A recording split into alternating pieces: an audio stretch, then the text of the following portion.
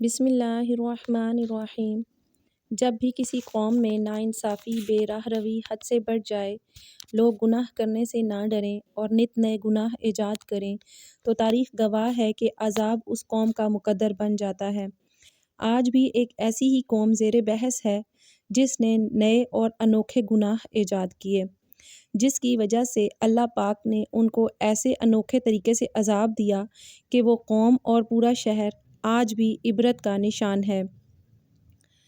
79 میں موجودہ اٹلی اور اس وقت کی رومن سلطنت پر ایک انتہائی جدید اور ترقی یافتہ شہر آباد تھا۔ اس شہر کو حضرت داؤد علیہ السلام کے زمانے میں آباد کیا۔ آباد ہونے کے کچھ ہی عرصے بعد یہ رومن امپائر کا عظیم شہر بن گیا۔ پھر اس شہر نے ترقی کی ایسی منازل طے کیں کہ یہ اس وقت کی دنیا کے عظیم ترین شہروں میں شمار ہونے لگا۔ تاریخ دانوں نے لکھا ہے کہ اس کی کل آبادی صرف 20,000 تھی۔ اپنے دور میں یہ دنیا کا انتہائی جدید ترین اور تہذیب یافتہ شہر تھا۔ اس شہر کی عمارات بہترین نقشوں اور پختہ اینٹوں کی حامل تھیں، جبکہ شہر کا نکاسی آب کا نظام بہترین تھا۔ یہ بہت خوبصورت شہر تھا۔ شہر کی تقریباً تمام گھر ہی 2 منزلہ عمارتوں پر مشتمل تھے۔ چاروں طرف سڑکیں اور پتھروں سے پختہ راستے انہوں نے بنا رکھے تھے۔ شہر میں محلات، تالاب، بازار، کباخانے اور عشرت گدے موجود تھے۔ شہر میں گرم پانی کے چشمے، جھرنوں، پھلدار درختوں اور دودھ دینے والے جانوروں کی بھی کثرت تھی۔ ہیرے جواہرات، سونا چاندی وہاں کثرت سے موجود تھا۔ وہاں کے بیشتر لوگ رئیس تھے۔ یہ قوم جادو اور توہم پرستی میں بھی مبتلا تھی۔ اس شہر کی عبادت گاہیں، لائبریریاں، کھیل کے میدان اور عوامی مراکز بھی موجود تھے۔ شہر میں ایک بندرگاہ بھی تھی جو بہت مصروف رہتی تھی۔ وہاں سے شراب، مچھلیوں، پھلوں اور زیتون کی تجارت ہوتی۔ اس جدید شہر میں تھیٹر بھی موجود تھے۔ کسی کے وہم و گمان میں بھی نہیں تھا کہ یہ ہنستا بستا شہر ایک دن عبرت کا نشان بن جائے گا۔ آخر پھر ایسا کیا گناہ تھا کہ اس شہر کا نام و نشان ہی اللہ پاک نے 2000 سال تک کے لیے مٹا دیا۔ بے شک اس شہر کے مکینوں کو اللہ پاک نے خوشحالی سے نواز رکھا تھا، لیکن شہر کے لوگوں نے گناہوں کی بنیاد رکھی کہ وہ جس کی وجہ سے اس شہر کو دست قدرت نے نہ صرف قصہ ماضی بنا دیا بلکہ وہ آنے والی نسلوں کے لیے عبرت بھی بن گیا۔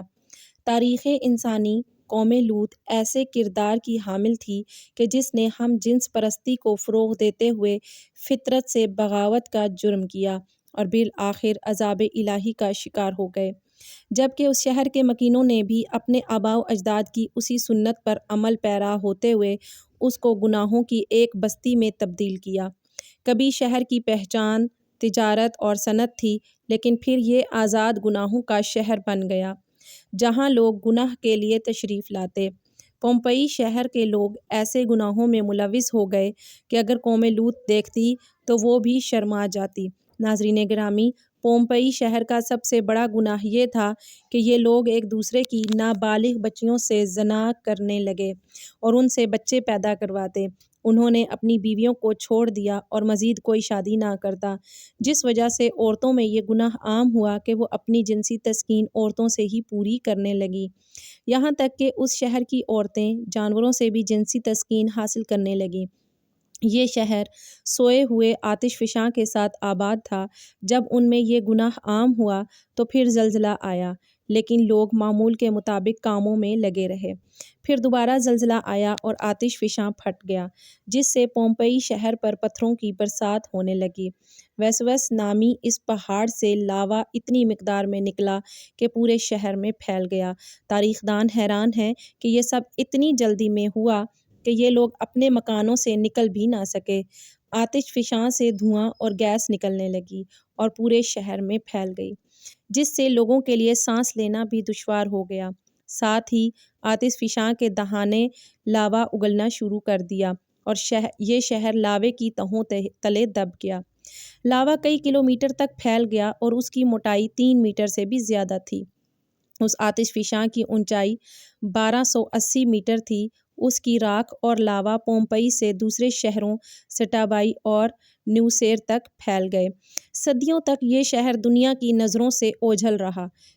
پھر 1748 میں یہ شہر حادثاتی طور پر تب ایجاد ہوا کہ جب ایک اٹلی کے کسان نے اس بنجر زمین پر پانی کی تلاش شروع کی۔ کنواں کھودتے وقت اسے کچھ نوادرات ملے جس پر اس نے فوراً آثار قدیمہ کو اطلاع دی۔ پھر 2000 سال پہلے اس تباہ ہونے والے شہر کی کھدائی شروع ہوئی۔ کھدائی کرتے کرتے اٹلی کی آثار قدیمہ کے بہت سے لوگ مسلمان بھی ہوئے۔ جو مسلمان نہ ہوئے وہ ان لاشوں کو دیکھ کر ذہنی مریض بننے لگے۔ شہر کی کھدائی سے بہت سے نوادرات ملے جن میں ہیرے، موتی، مجسمے اور جادو میں استعمال ہونے والی چیزیں شامل تھیں، لیکن سب سے زیادہ دل دہلانے والی چیز ان لوگوں کی لاشیں اور کھوپڑیاں تھیں جو راکھ، گیس اور لاوے کی وجہ سے اپنے ہی گھروں کے ملبے تلے دب گئی تھیں۔ حیرانی کی بات تو یہ ہے کہ 22 فٹ کی کھدائی کے بعد کل 1200 لاشوں میں سے 420 لاشیں خواتین کی ایسی حالت میں ملی ہیں کہ وہ ایک دوسرے سے لپٹی ہوئی تھیں، اور یہ 420 پتھر کی لاشیں شہر کے سب سے بڑے ہال کے تہہ خانے سے ملی ہیں، اور یہ سب پتھر کی لاشیں ہیں، جس سے یہ ثابت ہوتا ہے کہ ان لوگوں نے شہر کے بیچوں بیچ عورتوں کے لیے ایک ہال بنا رکھا تھا جس میں عورتیں دوسری عورتوں سے جنسی تسکین حاصل کرتی تھیں۔ یہ شہر اب یونیسکو کے ثقافتی ورثے کا حصہ بن چکا ہے اور ہم سب کے لیے عبرت کا مقام ہے، خاص کر اہل یورپ کے لیے جو کہ آج کل پھر نت نئے گناہوں کو ایجاد کر رہے ہیں۔ اور حیرت تو یہ ہے کہ ہم مسلمان بھی ان کے پیچھے لگ کر نئے نئے طریقوں سے گناہوں میں ملوث ہو رہے ہیں۔ ناظرین گرامی، حیرت تو اس بات پر ہے کہ وہاں سے 2 عورتوں کی ایسی لاشیں ملیں جو کہ ایک دوسرے کو بوسہ دے رہی ہیں، لیکن بجائے عبرت حاصل کرنے کے بالی ووڈ میں ان کے پیار کے بارے میں ایک فلم بنا دی گئی اور ظاہر یہ کیا گیا کہ یہ کوئی عذاب نہیں بلکہ ان لوگوں کی نااہلی تھی کہ وہ آتش فشاں کے قریب آباد ہوئے۔ اس جگہ کی مزید کھدائی کی جا رہی ہے اور نہ جانے مزید کتنے راز سامنے آئیں گے۔ بے شک ہر چیز فنا ہونے والی ہے جبکہ بقا صرف اللہ پاک کی ذات کو ہے۔ یہ دنیا دل لگانے کی جگہ نہیں ہے۔ اللہ پاک ہمیں عبرت حاصل کرنے کی توفیق عطا فرمائے۔ اے اللہ پاک ہمیں نبی و آخر الزماں حضرت محمد مصطفیٰ صلی اللہ علیہ وآلہ وسلم سے بے پناہ اور سچی محبت عطا فرما دے۔ ناظرین گرامی، کمنٹس باکس میں آمین لکھنا مت بھولیے گا۔